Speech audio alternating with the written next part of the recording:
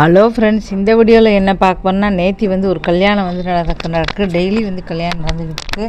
அப்போ வந்து நேற்றுலேருந்து ஒரு திருமணத்தை வந்து பார்த்திங்கன்னா அவள் அப்பாவே வந்து பார்த்திங்கன்னா எனக்கு இந்த மாப்பிள்ளை எனக்கு பிடிக்கலை அப்படி சொல்லி கல்யாணத்தை வந்து நிறுத்தியிருக்காரு. எதனால் நிறுத்தியிருக்காரு, ஏன் அவருக்கு பிடிக்கலை அப்படிங்கிறத நம்ம வந்து இப்போ வந்து விரிவாக வந்து பார்க்க போகிறோம். நேற்று வந்து நாட்டில் பொதுவாக வந்து பார்த்திங்கன்னா திருமணம் அப்படின்னா வந்து டான்ஸ்லாம் ஆடுவாங்க. திருமணத்துக்கு முத நாள் வந்து பார்த்திங்கன்னா சங்கீத நிகழ்ச்சியே வைப்பாங்க. அதில் எல்லோரும் பாட்டு பாடி டான்ஸ் ஆடி சந்தோஷத்தை வெளிப்படுத்துறது தான் வந்து பார்த்திங்கன்னா டான்ஸ் ஆடுறது, பாட்டு பாடுறது. ஒருத்தர் சந்தோஷமாக இருக்கா அப்படின்னா நமக்கு எப்படி தெரியும்?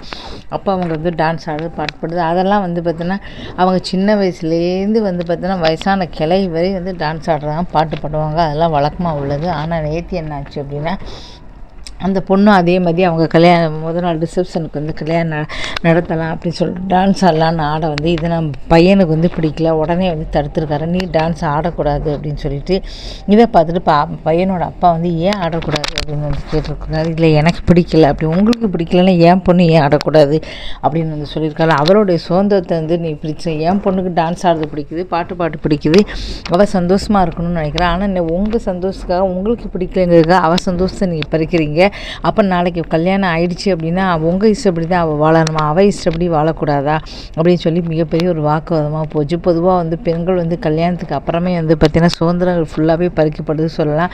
ஒருவேளை மாடர்ன் ட்ரெஸ் போட்டுறதா இருந்தால் இல்லை நீ புடவை தான் விடுத்தணும் அப்படின்னு வந்து சொல்கிறாங்க, கட்டாயப்படுத்துகிறாங்க.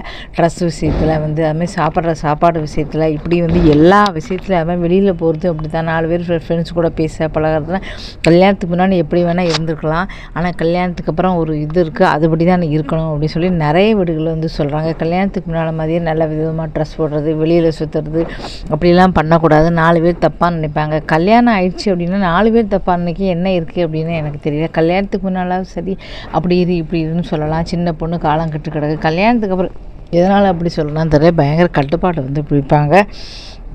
அது மட்டும் இல்லாமல் அந்த பொண்ணு அங்கே போகக்கூடாது, இங்கே போகக்கூடாது, பாட்டு பாட ஏதாவது ஃப்ரெண்ட்ஸு பார்ட்டி எங்கேயாவது போனால் கூட ராத்திரி 12 மணிக்கு வரா, 11 மணிக்கு வரா இருக்குது, அப்படி இப்படின்னு சொல்லி 1000 கண்டிஷன் போடுறாங்க. இப்போ வந்து பார்த்திங்கன்னா இது நார்த்தில் இதெல்லாம் வந்து சகஜமாக போச்சு. இப்போ சவுத்துலேயும் கொஞ்சம் கொஞ்சமாக வந்து பரவிக்கிட்டு இருக்குது. இதே மாதிரி தான் அப்பா வந்து டான்ஸ் ஆடுறது. இன்றைக்கி சுதந்திரத்தை பறிக்கிற வந்து நாளைக்கு ஏன் சுதந்திரம், அப்புறம் பெரிய வாக்குவாதம் ஆகிடுது, பிரச்சனை ஆகிப்போச்சு. அப்போ என் பொண்ணுக்கு இந்த பையன் நீங்கள் எனக்கு வேண்டாம், மாப்பிள்ளையே வேண்டாம் அப்படி சொல்ல வாக்குவாதம் முத்தி போத்து. அப்போ வேண்டாம் சொல்லி இந்த நாளைக்கு நடக்கிற கல்யாணத்தை கேன்சல் பண்ணிடுறேன், எனக்கு என் பொண்ணுக்கு நீங்கள் ஏற்றம் இல்லை சொல்லி அப்பா கேன்சல் பண்ணிட்டு தன் பொண்ணோட கூட்டு போட்டாரு.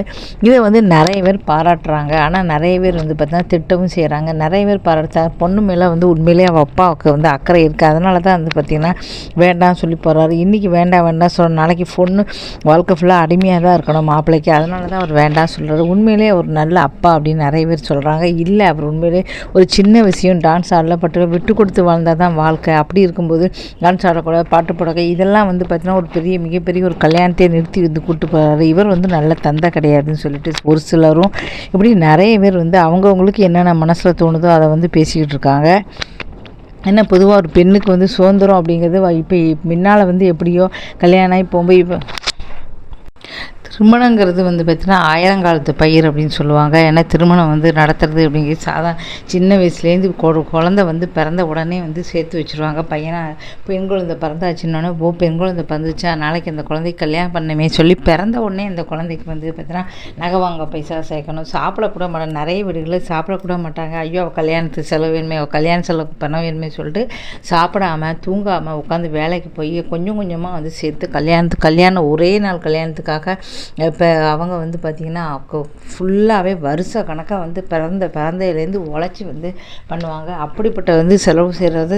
ஒரு சிலர் வந்து பார்த்தீங்கன்னா இன்றைக்கி படித்து பெரிய ஆடம்பரமான இது ஒன்று அதெல்லாம் வேண்டாம், அவ்வளோ சிம்பிளாக ஒரு இடத்துல வந்து நம்ம கல்யாணம் பண்ணால் போதும் அப்படி சொல்லி ஒரு சிலர் வந்து கல்யாணம் வந்து பண்ணி வைக்கிறாங்க. இருந்தாலும் சரி வந்து இப்படிலாம் வந்து கல்யாணம் பண்ணுறது டக்குன்னு வந்து வேண்டாம், ஒரு சின்ன விஷயத்துக்கு சொல்லிட்டார், இவர் நல்ல தோப்பன் இல்லை அப்படின்னு ஒரு சிலர் சொல்கிறாங்க. ஒரு சிலர் தன்னுடைய பொண்ணு மேலே அக்கறை இருக்குன்னு தான் அவரை அப்படிலாம் சொல்கிறாரு. கண்டிப்பாக ஒரு நல்ல தோப்பனாக தான் இருக்க முடியும். தன்னுடைய பிள்ளை வந்து சுதந்திரமாக வாழ்க்கை ஃபுல்லாக வாழணும்னு நினைக்கிறேன், இவரோட நல்ல தோப்பம் தான் ஒரு சிலர் சொல்கிறாங்க. என்ன தான் வந்து சொன்னாலும் சரி, ஒரு ஆணுக்கு வந்து பார்த்திங்கன்னா திருமணத்துக்கு அப்புறம் வந்து பார்த்தீங்கன்னா தன்னோட மனைவி தன்னை இஷ்டப்படி தான் இருக்கணும், தன்னை இஷ்டப்படி தான் இருக்கணும். நிறைய பேருக்கு படிக்கணும் கூட ஆசை இருக்கும். படிக்கக்கூடாது, அவள் வேலைக்கு போகக்கூடாது, அவள் இது சாப்பிடக்கூடாது, அது சாப்பிடக்கூடாது சொல்லிட்டு அவள் இஷ்டப்படி வந்து நடக்கக்கூடாது.